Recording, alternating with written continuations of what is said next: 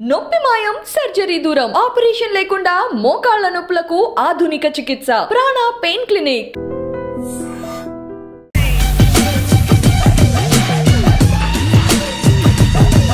Super star Rajinikanth ఈ పేరు వినగానే సినిమా ప్రేక్షకుల్లో తెలియని ఉత్సాహం వస్తుంది. 73 సంవత్సరాల వయసులో కూడా యాక్షన్ చిత్రాలు చేస్తూ ప్రేక్షకులను అలరిస్తున్నారు. రజనీకాంత్ మూవీ వస్తుందంటే కొన్ని స్టేట్స్ ఆఫీసులకు సెలవులు కూడా ఇచ్చేస్తుంటాయి.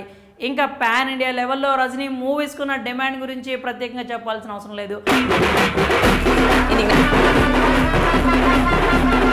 ఇన్నేళ్ల తన కెరియర్లో ఎప్పుడూ రజనీకాంత్పై విమర్శలు వచ్చింది లేదు.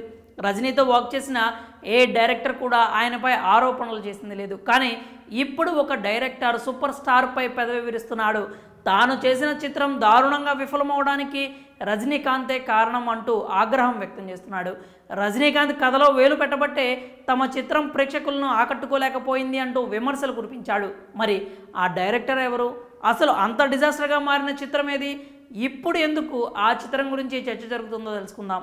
రజనీకాంత్ ప్రస్తుతం వరుస ప్రాజెక్టులతో ఫుల్ బిజీగా ఉన్నారు. అక్టోబర్ 10న ఆయన నటించిన వేటాయన్ చిత్రం విడుదల కాబోతోంది. ఇప్పటికే ఆ మూవీ నుంచి రిలీజ్ అయిన పాటలు, ట్రైలర్ అన్నింటికీ మంచి రెస్పాన్స్ అయితే లభిస్తోంది. ఇలాంటి తరుణంలో ఒక డైరెక్టర్ రజనీకాంత్పై తీవ్ర విమర్శలు చేస్తున్నారు.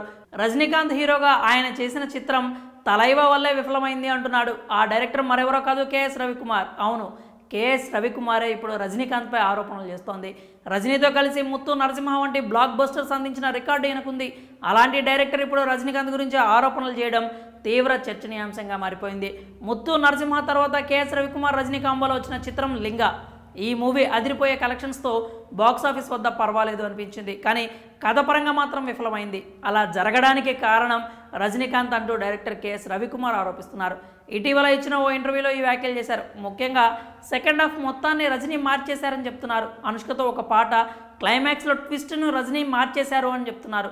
క్లైమాక్స్లో కృత్రిమంగా అసహజంగా ఉన్న బెలూన్ సీన్ని రజనీకాంత్ చేయించిందే అంటున్నారు. అంతేకాకుండా రజనీకాంత్ సరైన విఎఫ్ఎక్స్ చేయించే సమయం కూడా ఇవ్వలేదు అంటూ ఆరోపిస్తున్నారు. ఎడిటింగ్ విషయంలో కూడా తలైవా జోక్యం చేసుకున్నారని తెలిపారు. క్లైమాక్స్లో ఉండే ట్విస్ట్ను తొలగించారంటూ తీవ్ర ఆరోపణలు చేశారు. ఇన్నేళ్ల రజనీకాంత్ కెరియర్లో ఇలాంటి ఆరోపణలు ఎప్పుడూ వచ్చింది లేదు. కానీ కేఎస్ రవికుమార్ మాత్రం లింగా విఫలమవ్వడానికి రజనీనే కారణం అంటూ చెప్పేస్తున్నారు. అప్పట్లో సినిమా విడుదల తర్వాత ప్రెస్ మీట్లో లింగా ఫలితం గురించి డైరెక్టర్ స్పందించారు. వాళ్ళ మూవీ వరల్డ్ వైడ్గా 150 కోట్ల గ్రాస్ కలెక్ట్ చేసిందని వెల్లడించారు. అది అంత చిన్న విషయం కాదు అని అప్పుడైతే గొప్పగానే చెప్పారు. ఇప్పుడు మాత్రం లింగా విఫలమవడానికి రజనీనే కారణం అంటూ విమర్శలు చేస్తున్నారు. మరి రజనీని కేఎస్ రవికుమార్ విమర్శించడంపై మీరేమనుకుంటున్నారో మీ అభిప్రాయాలను కామెంట్స్ రూపంలో తెలియజేయండి.